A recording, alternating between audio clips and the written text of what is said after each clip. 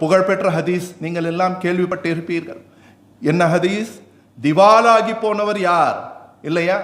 நாம் எல்லோருமே அறிந்திருக்கிறோம் அல்லவா? திவாலாகி போனவர் யார் யார் என்று சொன்னார்கள் நபிகள் ஸல்லல்லாஹு அலைஹி வஸல்லம். சஹாபாக்கள் என்ன சொன்னாங்க? யாரிடம் தீனாரும் திர்ஹமும் இல்லையோ, தங்க காசுகளும் வெள்ளி காசுகளும் இல்லையோ, அவர் திவாலாகி போனவர். பிறகு என்ன சொன்னார்கள்?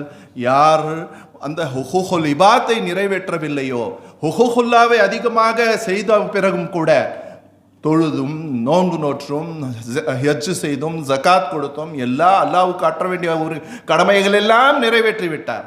ஆனால் சிலரை திட்டியிருப்பார், சிலரை அடித்திருப்பார், சிலரை உடைய பொருளை திருடி இருப்பார், சிலரை வதைத்திருப்பார், துன்புறுத்தியிருப்பார், தொல்லை கொடுத்திருப்பார், கொன்று இருப்பார், கொள்ளையடித்திருப்பார். அவரால் பாதிக்கப்பட்டவர்கள் வரிசையாக வருவார்கள்.